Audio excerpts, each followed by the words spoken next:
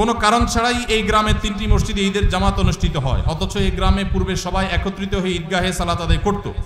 এ নিয়ে গ্রামের মানুষের মধ্যে বৈষম্য, মতপার্থক্য দেখা দেয়। ফলে গ্রামের মানুষ একে অন্যের উপর রাগ, ক্ষোভের সৃষ্টি হয়।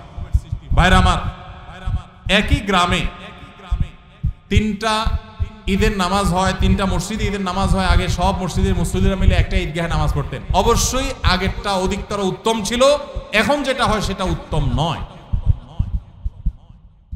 ঈদ এটা নিয়ম হলো মাঠে হবে, মসজিদে হবে না। কোনো কারণ ছাড়া মসজিদে ঈদের নামাজ আদায় করা এটা সুন্নাহর খেলাফ, মাকরুহ। ভাইরা আমার, নবী করিম সাল্লাল্লাহু আলাইহি সাল্লাম ঈদের নামাজ পড়ার জন্য মাঠে বের হয়ে যেতেন। আজ শহর তো শহর, গ্রামে মাঠ আছে, ঘাট আছে, চাইলেই অনেক সময় মাঠে নামাজ পড়া যায়, খোলা মাঠে নামাজ পড়া যায়, কিন্তু ওই মসজিদে নামাজ পড়ে। ঈদের আনন্দটাই তো মাঠে ময়দানে যাওয়ার মাধ্যমে। প্রত্যেক মসজিদে মসজিদে ঈদের নামাজ পড়া এটা কোনো উত্তম কাজ না। উত্তম হলো কয়েক মসজিদের মানুষ একত্র হয়ে একটা উন্মুক্ত জায়গায় নামাজ পড়বে, এটাই হলো সুন্নাত। ওইটা সুন্নাত না। মসজিদে মসজিদে ঈদের নামাজ পড়া এটা কি না? সুন্নাত না। অতএব আপনাদের এলাকাতে আগে যেটা হতো সেটা সুন্নাত, আবার যদি আপনারা সেটা প্রতিষ্ঠা করতে পারেন ভালো হয়। ভাইরা আমার, কেন মসজিদে মসজিদে ঈদের নামাজ হয়? কারণ কি? কারণ একেবারে পরিষ্কার।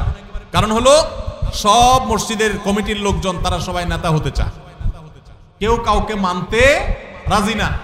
আরেক ঈদগাহে যদি যে নামাজ পড়ি তাহলে তো আমাদের ইজ্জত থাকবে না, তাহলে তো আমাদের সম্মান থাকবে না, মুখ থাকবে না। এই কারণে অনেকে দেখা যায় যে তারা নিজেরা সভাপতি, সেক্রেটারি, নিজেরা মোড়লগিরি, মাতবরগিরি করবে, এই জন্য নিজের মসজিদে জামাত শুরু করে দেয়। যদি উদ্দেশ্য হয় তাহলে এটা কিসের ইবাদত? ইবাদত যদি নবী করিম সাল্লাল্লাহু আলাইহি সাল্লামের আনুগত্যের নাম হয় তাহলে আপনার মসজিদে নয়, বরং সেটা মাঠে হবে। প্রত্যেক মসজিদ মসজিদ না, কয়েক মসজিদের মানুষ মিলে ঈদের নামাজ হবে। দেখুন, ইসলামের নামাজের ব্যবস্থাপনাটা এত সুন্দর। 5 ওয়াক্ত নামাজ 5 জায়গায় মসজিদে হবে। প্রত্যেক এলাকার ছোট ছোট ঘর বাড়ির, ছোট বড় ঘর বাড়ির লোকেরা তারা দিনে 5 বার একত্র হবে, কুশল বিনিময় হবে, একজন একজনের হাল পুরসি করবে। এটা একটা সৌন্দর্য। আবার জুমার নামাজ, জুমা মানেই হলো একত্র করে যে অনেকগুলো 5 জায়গা মসজিদের মুসল্লিদেরকে একত্র করবে জুমার নামাজ।